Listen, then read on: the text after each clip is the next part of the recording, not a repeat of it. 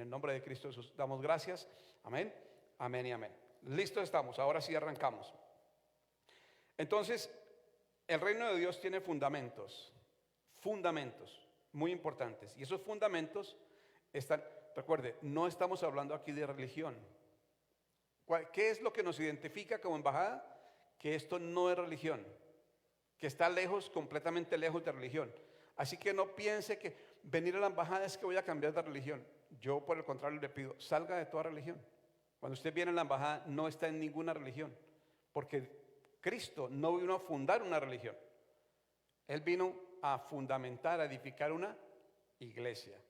Eso le dijo a Pedro, ¿verdad? Yo edificaré mi iglesia. Entonces, la iglesia tiene una cabeza, y esa cabeza es Cristo Jesús. Y ese reino de Dios tiene fundamentos, y esos fundamentos se expresan en tres cosas mayormente: principios, leyes y valores. Principios, leyes y valores. Y todo eso está contenido en Cristo, porque Él es aquel que todo lo llena en todos. Él es el unigénito, Él es el primogénito, Él es todo. Todo eso, principios, leyes y valores, están contenidos en Cristo. Entonces debemos empezar a decir que los principios son de carácter general y universal, es decir, afectan a todo el mundo, afectan a toda la creación. Los principios. El principio es un concepto rector, es decir, gobernante. El principio es un concepto gobernante. Tiene autoridad en sí mismo. No necesita autoridad externa para imperar, para gobernar. No es negociable. No es negociable, porque también en sí mismo tiene su fin. Por ejemplo, si el principio es honestidad y usted piensa que puede negociar su honestidad, llegará el día en que la misma honestidad le diga: te equivocaste, no podías negociarme, pensaste que sí, pero este es el resultado. No es negociable. Cualquiera podría pensar que se puede negociar, que se puede alargar, que se puede flexibilizar, que se puede extender, se puede acortar, etcétera, pero no es cierto. Los principios no son negociables y no se puede jugar con ellos. Igual ocurre con las leyes. Las leyes son expresiones de una voluntad, o mejor, las leyes son expresiones de la voluntad de una autoridad. En este caso, cuando hablamos de leyes de reino, es la autoridad del rey. Y el fin de la ley, el propósito, el objetivo de la ley es poner o establecer un orden donde el orden se pueda haber perdido, donde el orden no esté. ¿Recuerdan Génesis?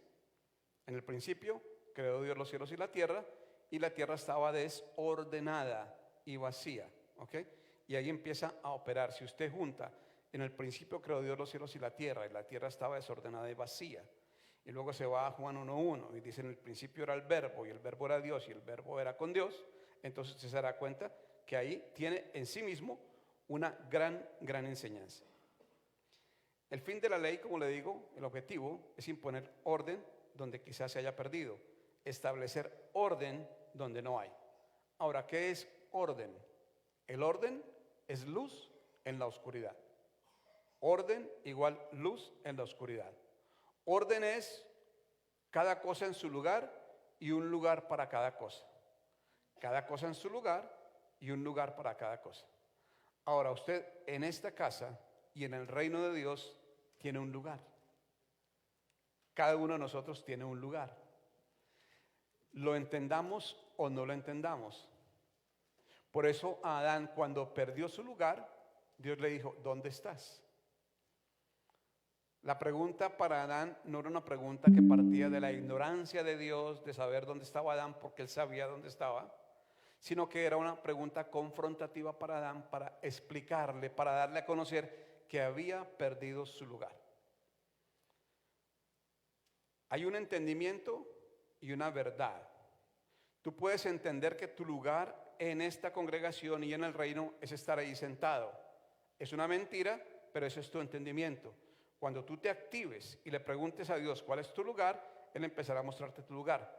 ¿Desde dónde te va a mostrar cuál es tu lugar? Desde la enseñanza de tus talentos. Desde la enseñanza de tus talentos. ¿Para qué yo tengo ese talento? ¿Para qué Dios me habló de esta manera? ¿Para venir aquí cada domingo a una congregación, a que me prediquen una palabra y yo estar aquí sentado sin más ni más? No, lentamente eso va a ir sonando en tu mente y va a ir diciendo, en serio, yo tengo que hacer algo por el reino. Mi labor, mi lugar es uno y debo ocuparlo. Y entonces cada uno de nosotros tiene un lugar y eso es parte del orden. Un lugar para cada cosa y cada cosa en su lugar y cada persona también. ¿Ok? Luego hablamos de valores. Los valores entonces son de carácter individual. Y aprendimos que los valores son ¿qué? Negociables. ¿Sí? Y las personas los negocian todos los días. Son ajustables. Son ajustables. Son circunstanciales. Es decir, depende de las circunstancias. Nos dan un campo de acción, nos dan una cierta flexibilidad y nos dan un campo de respuesta. ¿Okay? Los valores frente a las situaciones de la vida. Ahora, es importante decir que cuanto más fuertemente estén establecidos nuestros valores, más alta será nuestra moral. Entonces aquí le explico. Cuanto más fuertemente están establecidos nuestros valores, establecidos, afianzados, afirmados en nosotros, más alta será nuestra moral. Personas de una alta calidad moral, de una alta calidad ética. Porque hay quien dice, aquí tienes en este sobre mi set de valores. Revísalos, si no te gusta me avisas y los cambiamos. Y eso es una moral muy endeble, muy bajita. Es lo podemos llamar como una doble moral. Aquí hay si no te gusta te presento este. Pero cuanto más afianzados estén en nosotros los valores, cuanto mejor establecidos estén, mi moral será mucho más alta y entonces estaré siendo definitivamente sí un gran ejemplo para la sociedad. Quiero aclarar aquí que toda persona que tiene valores firmemente establecidos se convierte en un líder, porque los líderes están para marcar camino. Para marcar camino. Y el líder es ejemplo. Y entonces de eso se trata. Remarcamos, las leyes y los principios nos gobiernan. Nosotros gobernamos sobre los valores. Las leyes y principios nos gobiernan. Nosotros gobernamos sobre los valores. Pero cuanto más establecidos estén en nosotros principios y leyes, entonces mayor será y más efectivo será el gobierno que tenemos sobre nuestros valores. El entendimiento de los principios y las leyes determina nuestro éxito o nuestro fracaso. Recuerde, el entendimiento, porque detrás del entendimiento viene el cumplimiento. ¿Okay? Usted no puede cumplir con algo que no entienda. Usted no puede hacer algo que no entienda. Usted no puede lograr algo que no entienda. Por eso cuando llegamos a un trabajo nos dan un entrenamiento. ¿Le han dado a alguien entrenamiento aquí en un trabajo? Ok. ¿Por qué cree que le dan entrenamiento? Porque necesitan establecer que usted entendió aquello para lo cual fue contratado. Porque solamente así le van a poder exigir. ¿Qué pasaría si no le dan entrenamiento? Llega su jefe y le dice, oye, todo esto está mal. ¿Y usted qué va a decir? Es que a mí nadie me dio entrenamiento. Y estás completamente disculpado. Entonces allí irán con el supervisor, con el jefe, con el administrador y le dirán, ¿qué pasó? Contratamos a aquel, le vamos a pagar una semana completa, no ha hecho nada porque nunca le explicaste. Entonces, el entendimiento de los principios y las leyes va a determinar nuestro éxito o nuestro fracaso en aquello para lo que fuimos llamados. De otra parte, el apego, ahora ya apego, recuerde, primero entendimiento, principios y valores, ahora apego a nuestros valores determinará nuestra reputación. Va a determinar en qué grado de reputación estamos. Principios y leyes no se ven. Principios y leyes no se ven. Son intangibles, pero dan como resultado lo que se ve. ¿Qué es lo que se ve? Tu vida. Tu vida, los resultados de tu vida. Principios y valores, aunque no se ven, tienen un reflejo en algo, tu vida. ¿Cómo está tu vida? ¿Cómo están tus principios? ¿Cómo está tu vida? ¿Cómo están esos valores que estás expresando? Ahora, vamos a entrar en materia, porque todavía no he entrado a predicar.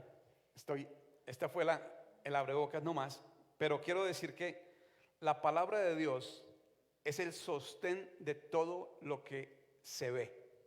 Todo lo que tú ves está sostenido por la palabra de Dios. Por eso la Escritura lo explica de esta manera. Por fe entendemos haber sido creado todo lo que se ve de lo que no se ve.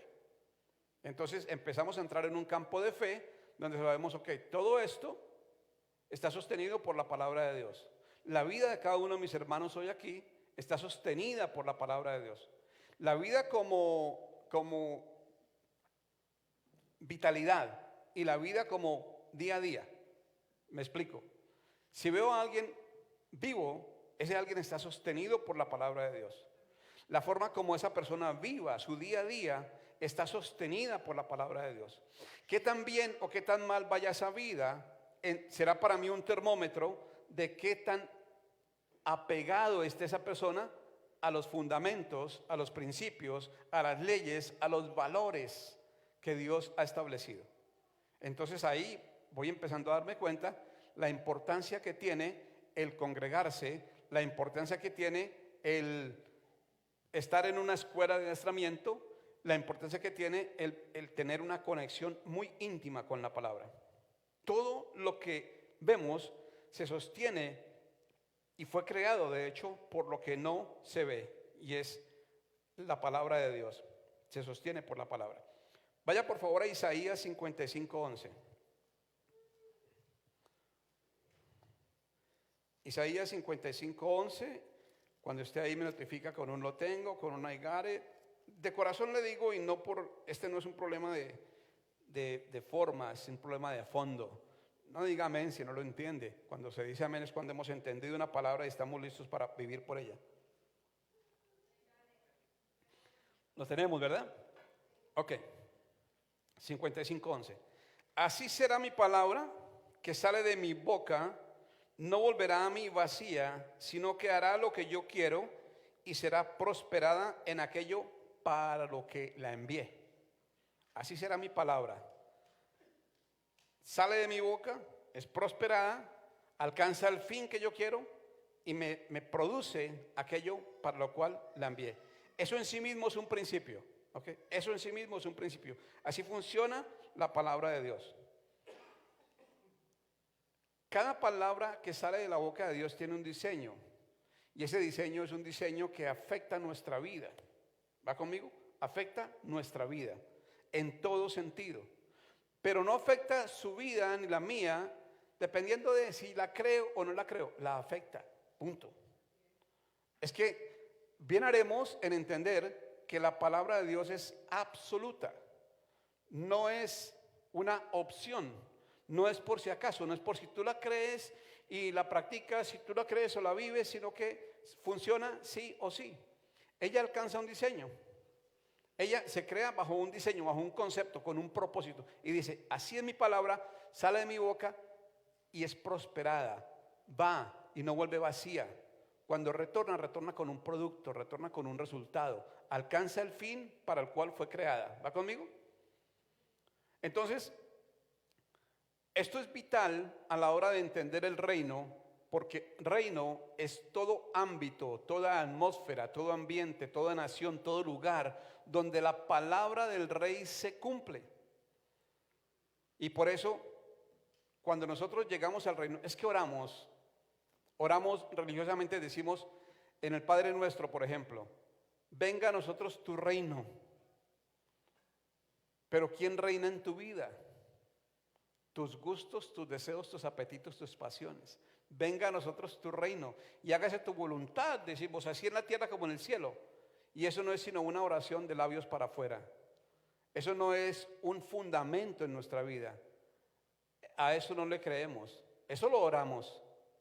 Y si lo oramos religiosamente, y si por ahí nos dicen que 3 Padres Nuestros van a hacer un efecto en nuestra vida, pues no van a hacer ningún efecto si tú no entiendes lo que está allí escrito. Y si no entiendes para quién fue escrito. Y si no entiendes con qué propósito fue escrito. Entonces lo importante es entender que la palabra del rey es una ley en sí misma. La palabra del rey es ley en sí misma. Cuando el rey habla, está determinando una ley. Está expresando, ¿qué dijimos que era ley? ¿Alguien tomó notas? Ley, la expresión de una voluntad. ¿Sí? Eso dijimos, ¿verdad? Ley, la expresión de una voluntad. ¿Cuál es el propósito de una ley? Poner orden donde no había, establecer un orden donde no lo hay. Cuando la palabra de Dios llega a tu vida, recuerda, llegó como una ley y tiene un propósito, establecer un orden en tu vida. Un orden que quizá no estaba allí. Cuando tú lees una palabra y la entiendes y decides apegarte a ella, esa palabra traerá orden. Y el orden trae abundancia, el orden trae paz, el orden trae prosperidad. Un país en orden es un país próspero, un país en orden es un país ordenado, un país en orden es un país que progresa, una casa en orden es una casa que progresa, una casa en orden es una casa que prospera. Por favor, tengamos la palabra de Dios como una ley rectora para que haya orden en nuestra vida. Si nosotros hacemos la tarea de plegarnos a la palabra y dejamos de lado el concepto de, es que a ver qué pasa, es que a ver qué Dios quiere, es que Dios ha expresado ya su voluntad completa para la vida de cada uno de nosotros. La expresó desde muy tempranito, muy tempranito. ¿Dónde? En Génesis 1, 27 y 28. Génesis 1, 27 y 28. ¿Va conmigo ahí? Mira qué poderoso. Entender esto nos posiciona a nosotros donde realmente Dios nos quiere posicionar, donde nos posicionó desde entrada y donde nos posicionó después de que Adán lo perdió y en Cristo Él nos lo devuelve. ¿Está conmigo? Génesis 1, 27 y 28. Y creó Dios al hombre a su imagen, a imagen de Dios lo creó, varón y hembra los creó. La religión se pega en varón y hembra y ahí pasó, porque eso es lo importante para la religión. Pero lo importante no es el varón y hembra, sí es importante, pero no es lo fundamental. Lo importante es lo que viene en el 28 y dice, y los bendijo Dios y les dijo, fructificad y multiplicaos, llenad la tierra y sojuzgadla y señoread en los peces del mar, en las aves de los cielos y en todas las bestias que se mueven sobre la tierra. La bendición de Dios venía con dominio, la bendición de Dios venía con gobierno, la bendición de Dios se manifiesta en multiplicación, la bendición de Dios se manifiesta en fruto para tu vida, y en gobierno. Pero hemos perdido el gobierno porque la religión nos ha confundido el lenguaje y la religión nos ha hecho creer que es que tenemos que hacer para merecer. Y resulta que nosotros no tenemos que hacer para merecer, nosotros hacemos porque es la voluntad del rey que hagamos. Porque Él nos hizo de esa manera, nos diseñó a su imagen y semejanza. Es que, impresionante. Dios gobierna la creación completa, la crea, la gobierna, le da diseño, le da estructura, le da objetivos, le da propósito, todo lo hace. Y luego cuando crea al hombre, le dice, hagamos al hombre según nuestra imagen, conforme a nuestra semejanza. Y entonces cualquiera diría que Dios es un ser gigante, con cabeza, manos, pies y todo lo que podamos ver en este cuerpo. Pero realmente la imagen y semejanza se refiere a la capacidad de gobierno, la autoridad misma para gobernar, la sabiduría misma para gobernar. Y hay quienes reclaman ser hijos de Dios, pero no tienen sabiduría para conducir sus vidas, porque nunca han intentado conectarse con la sabiduría divina para que esa sabiduría divina le dé el resultado de lo que es la palabra de Dios. Así es mi palabra y no volverá a mí vacía, sino que será prosperada. ¿Y cuál es el resultado de la palabra de Dios? Señoree y sojuzgue, multiplíquese, fructifique. Dios nos quiere prósperos, Dios nos quiere fructíferos, Dios nos quiere en una mejor manera. Pero nosotros seguimos viviendo a nuestra manera, fuera del diseño, quebrantando principios, quebrantando leyes, quebrantando todo lo que Dios estableció y todavía pensando que podemos reclamarle algo a Dios. Y todavía arrodillándonos a pedir bendiciones. Dios no está obligado a bendecir nada que no siga los principios que Él estableció. Dios no está obligado a bendecir un hogar que no siga los principios que Él estableció. Dios no está obligado a bendecir una vida que no se apegue a los principios que Él estableció. Y cualquiera podrá tratar de hacer cosas bien fuera de los principios de Dios. Y puede que por un tiempo le vaya bien, pero un buen día se va a estrellar contra el principio y se dará cuenta que los principios no eran negociables. Según Génesis 1, 27, 28, mire, la palabra sojuzgar viene del griego kabas, del griego no, del hebreo, perdón, kabas, que significa someter a esclavitud, dominar, señorear sobre algo. Eso es la palabra kabas. Quiere decir que cuando usted lee ahí lo que dice, y le dijo, llenar la tierra es sojuzgarla, le está diciendo domine la tierra, sométala. Y luego le habla de toda la creación. Por eso en los salmos se pregunta, ¿quién es el hombre para que él tenga memoria? Pusiste todo debajo de sus pies, al hombre, pero no hemos entendido. Consideramos esto un acto religioso y esto está lejos de ser religión. Esto es sabiduría pura para aquel que la entiende y quiere vivir una vida de carácter superior, con un nivel superior. El hombre está diseñado para gobernar, pero ha revertido el orden, ha pervertido el orden y entonces se deja gobernar. ¿Qué gobierna la vida del hombre? Apetitos, deseos, hábitos, pasiones, sabiduría mundana, no sabiduría celestial. ¿Y cuál es el resultado entonces? Adicciones, confusión, enfermedades, dolor, fracaso, muerte, en otras palabras. Porque aquello que no florece está muerto en sí mismo. Y entonces hay vidas que van de fracaso en fracaso y se preguntan, es que Dios me olvidó, es que Dios no me quiere. Dios te ama. Dios nos ama a todos por igual. Tan por igual nos ama que diseñó los principios para que todo aquel que juegue por los principios, que juegue por las reglas, déjeme ponerlo en inglés, play by the rules, play by principles, para que aquel que juegue por eso, las cosas vayan bien. No hay forma de que vayan mal. Viola el principio se vuelve contra ti. Acógete al principio, el principio juega a tu favor. ¿Ha visto usted un auto ir en contravía? En contravía. Dice one way y él va opuesto al one way. ¿Cuál es el peligro? ¿Qué es lo que se espera que pase? Va a colapsar, va a hacer crash, se va a estrellar contra otro auto por seguridad. Cuenta que había un borracho andando por el 25 y prendió la radio y dijo, cuidado los que van del 25 al norte, hay un borracho en contravía. Y abrió los ojos y dijo, uno, vienen como 25. Cuando vamos en contravía, es seguro que nos vamos a estrellar. Pero ¿sabe qué? Qué bien que haya alguien que le avise que va en contravía y cuando no hay. ¿Usted cree que va bien? Alguna vez yo en una pequeña vía me metí en contravía y alguien me tocó el claxon y pues me avisó y me prendía las luces. Yo dije, ¿qué pasa? Debo ir en contravía y afortunadamente reaccioné a tiempo. Pero cuando no hay alguien que le avise, cuando su propio entendimiento le dice, dale que vas bien, acelera que vas bien.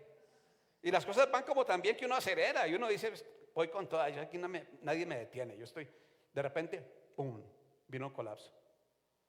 Es lo que en la visita pasada decía el apóstol, viene el tiempo del manazo. Viene el tiempo del manazo. ¿Qué hay que hacer? Amados, si no entendemos la voluntad de Dios expresada aquí,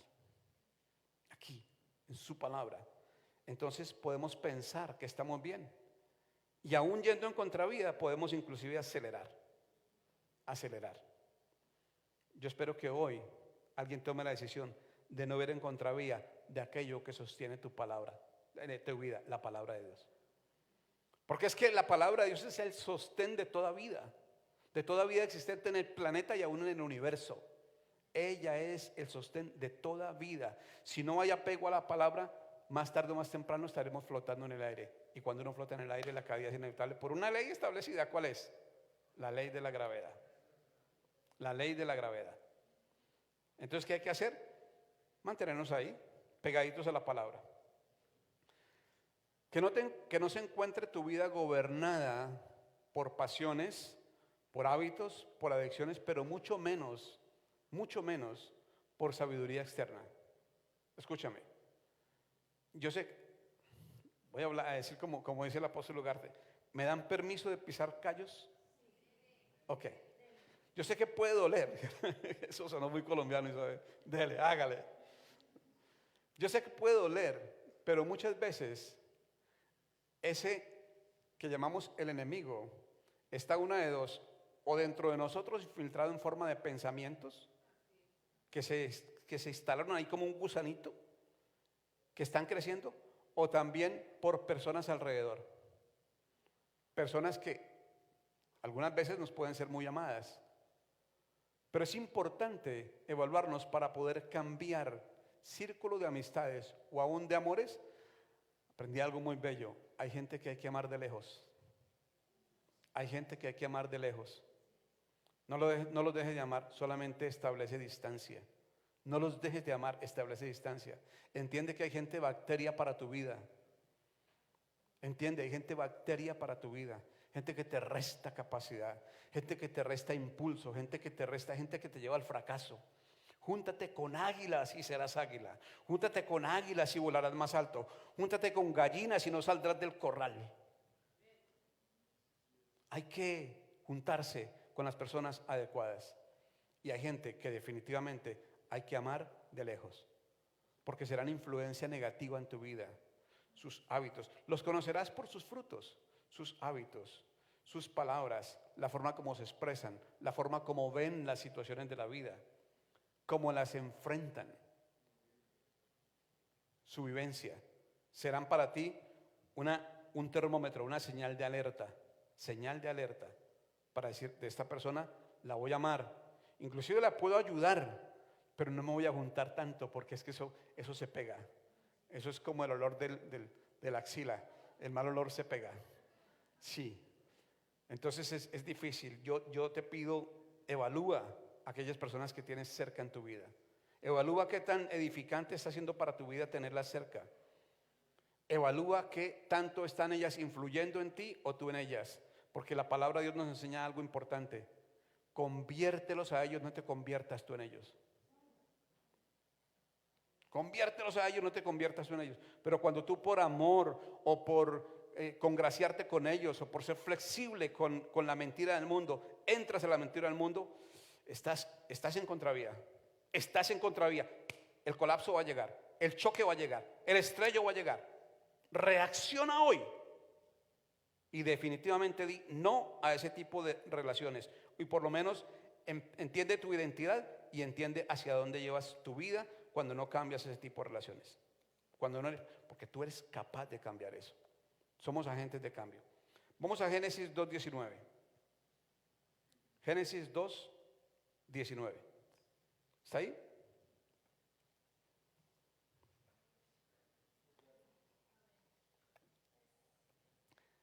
Jehová Dios formó pues de la tierra toda bestia del campo y toda ave de los cielos, y los trajo a Adán para que viese cómo los había de llamar. Y todo lo que Adán llamó a los animales vivientes, ese es su nombre hasta hoy.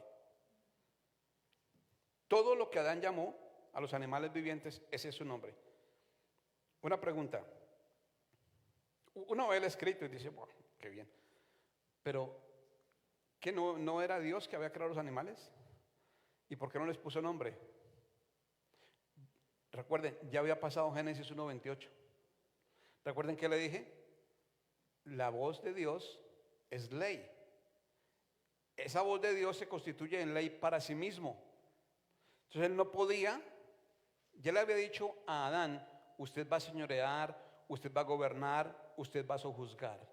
Ya él no podía darle nombre a los animales. Los crea, pero se los pone a Adán para que él le dé nombre, por diseño, porque Adán ahora tenía el gobierno. Por eso no le dio nombre a él. Por eso él es el que llama a Adán y le dice, tú le vas a dar nombre a esto y tú vas a gobernar sobre esto. Y Adán les pone nombre, y así se llaman hasta hoy cada animal. Y al darle nombre, desde luego le desata una naturaleza, porque recuerde que Adán tenía ya el poder, no había caído todavía, no había venido la caída de Adán, pero él ya tenía el poder para gobernar con su voz. En él ya operaba el principio que vimos en Isaías 55:11. Así es mi palabra que sale de mi boca y no vuelve a mí vacía, sino que es prosperada y alcanza el fin para el cual la envié. Entonces, en Adán ya operaba eso. La tierra vivía feliz con Adán. La tierra vivía feliz gobernada bajo Adán, porque Adán hablaba y la tierra producía. Porque cuando Adán hablaba, era como si la tierra estuviera oyendo la voz de Dios. Adán tenía plena autoridad. Era lo que se conoce en el mundo de la política como un embajador plenipotenciario. Embajador plenipotenciario, lleno de poderes. Así era la voz de Adán. No había caído. Por eso vienen los animales y él les da nombre y con el nombre les desata una naturaleza. Pero luego viene la caída. Y entonces se dice en la Biblia que la tierra es sometida a maldición por causa de Adán. Maldición es maldecir. Ya Adán, de la boca de Adán no salía palabra correcta. Ahora de la boca de Adán salía solamente palabra errática, palabra mala, maldición. Por eso no es que Dios maldijo la tierra, no, le avisó a Adán, maldita será la tierra por tu causa. Es decir, cada vez que tú hables, Adán, la vas a regar, más te vale estar calladito. Ahora sí se cumplió el dicho mexicano en Adán, ¿no? Calladito se llama bonito. ¡Cállese, Adán! ¿Recuerda que le dijeron a Zacarías cuando fue a tener a Juan? ¿Cómo ha de ser esto? Si no, ¿qué es lo que pasó aquí? ¿Y qué le dijo el arcángel? Usted, papito, se calla mientras que nazca el niño, porque va y arruina el milagro. Se calla mientras que nazca el niño. Usted parece que no ha entendido cómo es el asunto. Así ocurre con los hijos de Dios que todavía somos faltos de entendimiento. Hablamos sin un concepto claro de lo que hablamos, porque ¿qué es lo que hablamos nosotros? Lo que vemos. Pero no hablamos de lo que no vemos. Y cuando hablamos lo que vemos, la regamos. Porque resulta y pasa que usted como hijo de Dios, habiendo recibido a Cristo en su corazón, tiene ya el Espíritu Santo y tiene un cierto nivel, un cierto poder de autoridad, ese que tuvo Adán y que perdió. Recuerde que Jesucristo vino a salvar lo que se había perdido, no a los que se habían perdido. Entonces él dice, yo vine a salvar lo que se había perdido. ¿Qué es? Pregúntese qué fue lo que perdió Adán allá en el Edén. Y ahí usted se dará cuenta qué es lo que Dios le devolvió a usted, lo que recuperó en Cristo. ¿Qué se perdió en Adán? Ahí lo que le dieron: señorío, sojuzgar, autoridad, gobierno, poder, identidad. Todo eso se perdió, pero vino Cristo y lo recuperó. El postrer Adán, el postrer Adán.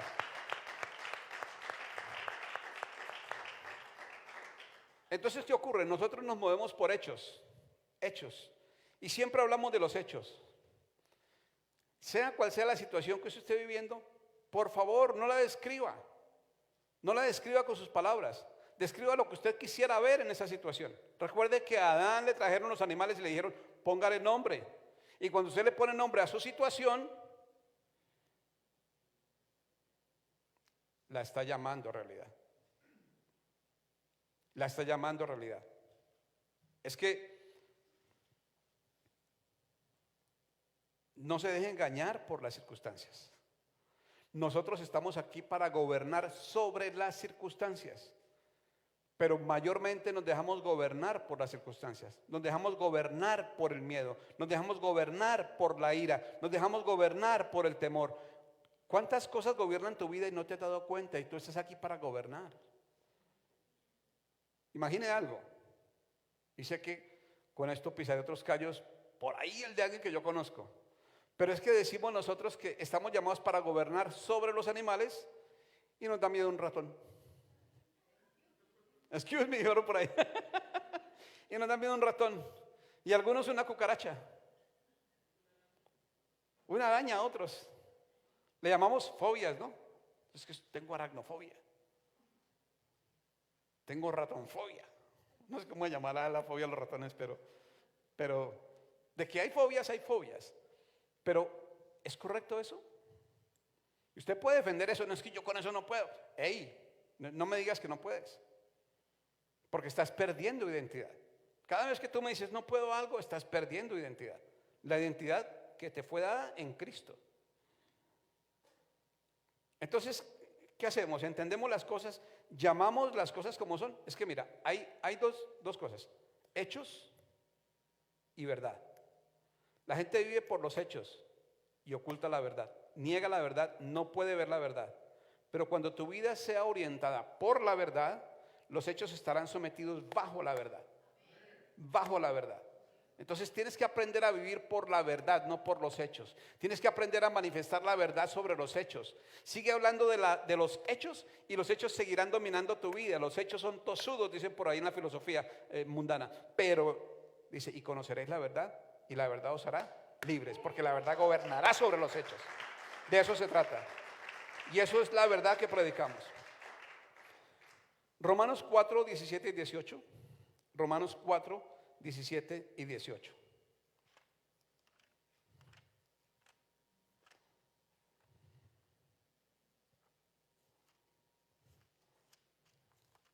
Familia, la única verdad es que nosotros somos seres de poder y no nos hemos dado cuenta.